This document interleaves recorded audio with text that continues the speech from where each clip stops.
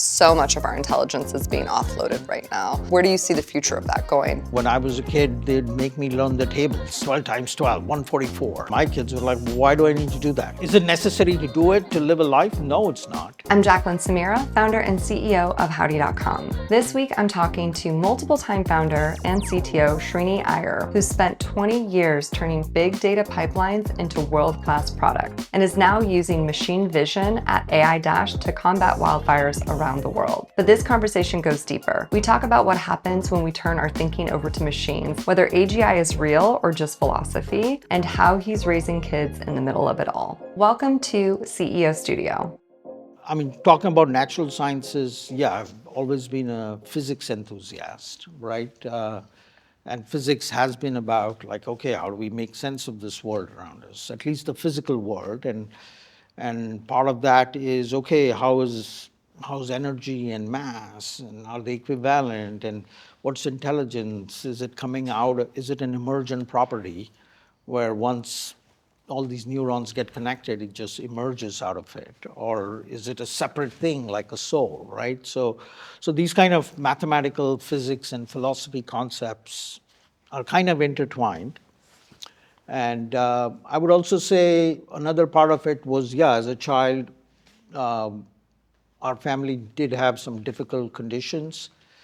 And but I grew up kind of in the Hindu tradition, and there's a lot of philosophical questions in there, right? Like, oh, there's the Trinity, there's creation, there's preservation, and then eventually everything dies and destruction prevails. So those are the three main gods of Hinduism, right? So I would say it was a heady mix of all that first got me into all this. And then over time, I guess life gets in the way, and you just get busy with this and that. But then you kind of, as you get older, you go back to your original programming, right? And so these kind of questions keep coming back into your conscious memory. Yeah, it's fascinating. And in Hinduism, is there also the philosophy of reincarnation, right? Where it's like the soul can never be destroyed, nor it's just it's constant as well. Yeah, I mean, it's a play, I think, on like conservation of energy. Yeah. Because it's like ultimately it's energy becomes like matter. Yep.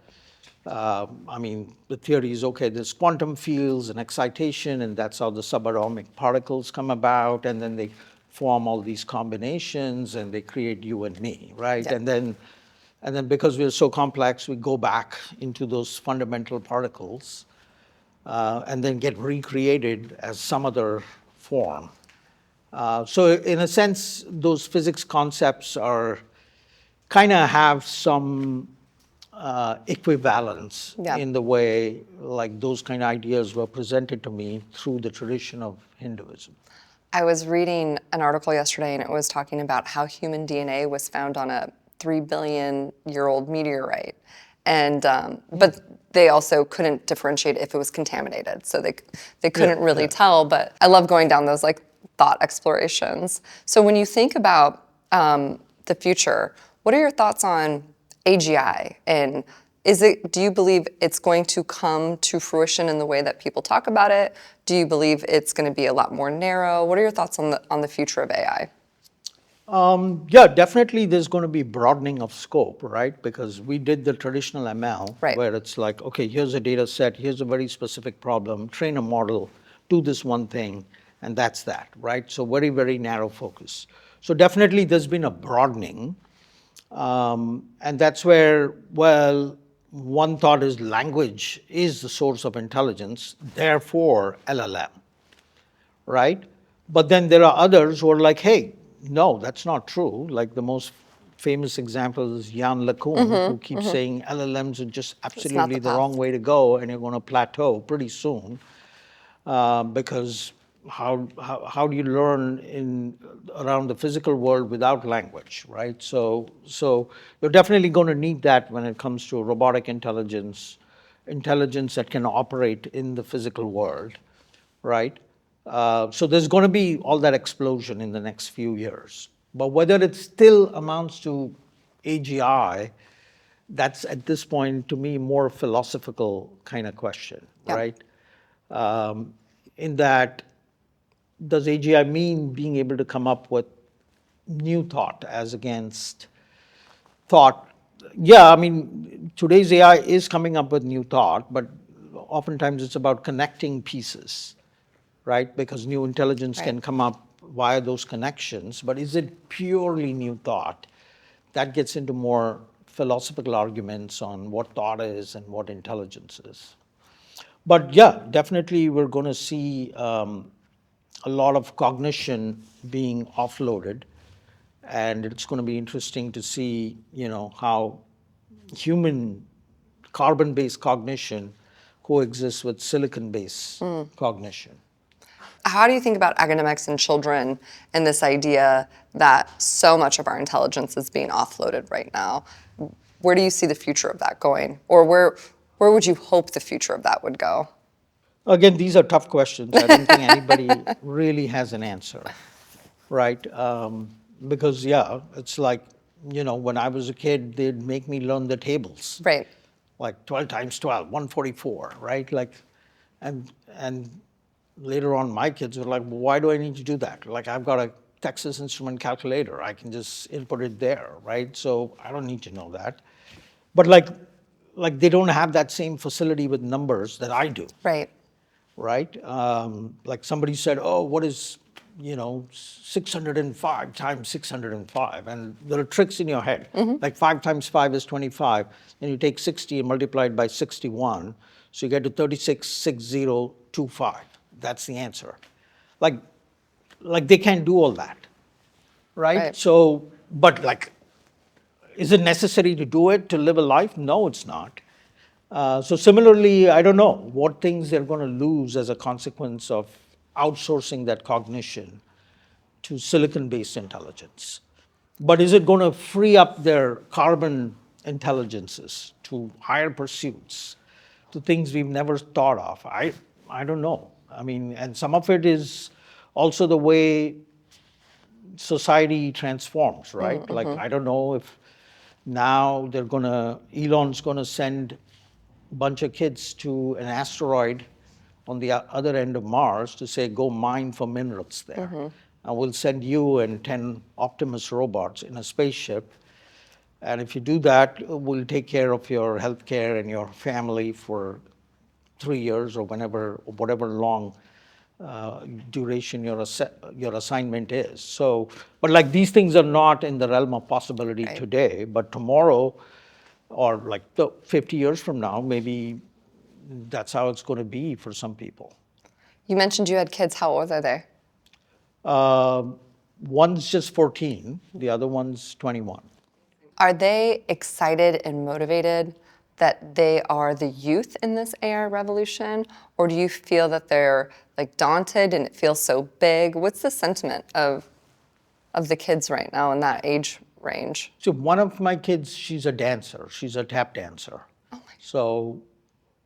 So I'm like, okay, and she's also interested in psychology, and I'm Yeah. like, okay, maybe you are AI proof to some extent. But then, yeah, it depends on your background. Kids like that, like Tabitha, that's her name, but she's like, yeah, I don't trust it, right?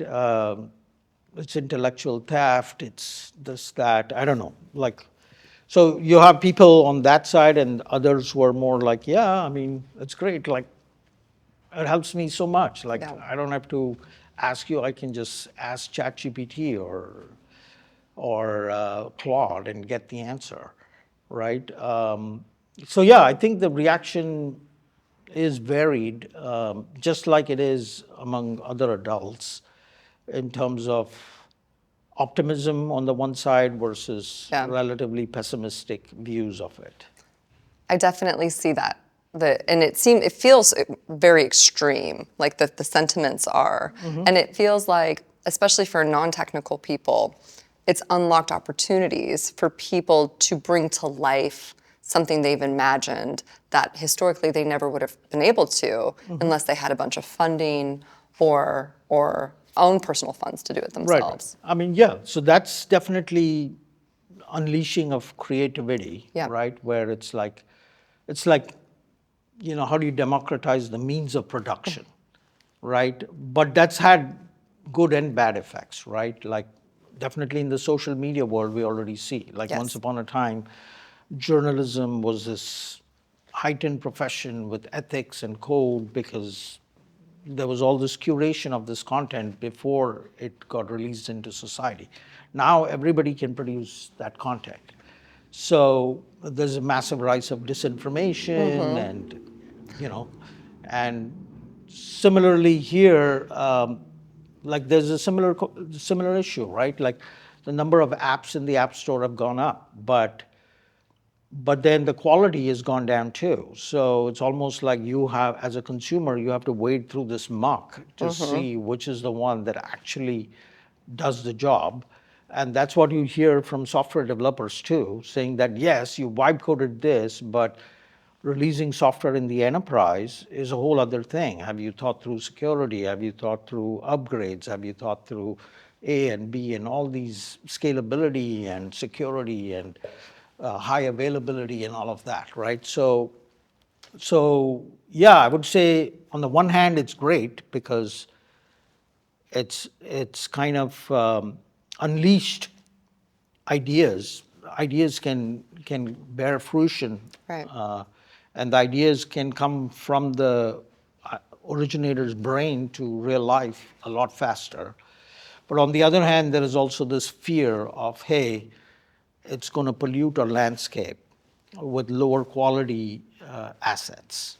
If you can impart a piece of advice or words of wisdom to the future, what would you say?